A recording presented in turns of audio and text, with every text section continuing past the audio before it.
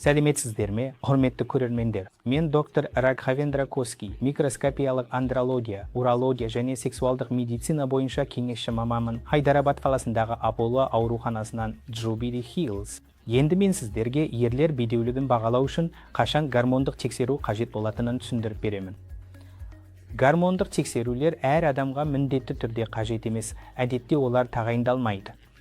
Бірақ, егер ер адамның шәует көрсеткіштері төмен болса, немесе жыныстық құмарлықта қандай да бір мәселе болса, не болмаса дәрігерлік тексеру кезінде гипоганадизм белгілері байқалса, яғни тестостерон гормонының жетіспеушілігі анықталса, екінші реттік жыныстық белгілер толық дамымаған болса, және төс ұлғаю байқалса, онда гормондық тексерулер қажет болады. Сондықтан біз гормондық тексерулерді осы аталған жағдайларда жүргіземіз. Бедеулікке шалдыққан барлық адамдарға қандай гормондық тексерулер жиі тағайындалады? Бұл фреш, немесе жалпы тестостерон не эстрадиол гормондары болуы мүмкін.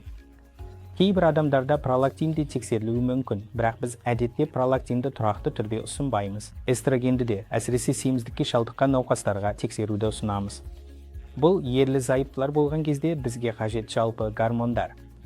Әсіресе ер адамдар бедеулікпен ауырады. Сондықтан егер сіз бедеулік мәселесіне тап болсаңыз, андролог дәрігерге жүгінуге болады. Олар сізге негізгі шәует талдауын, гормондық тексерулерді, қажет болса генетикалық талдауларды жасап, әрі қарай тексеру мен емдеу жолдарын ұсынады. Рахмет.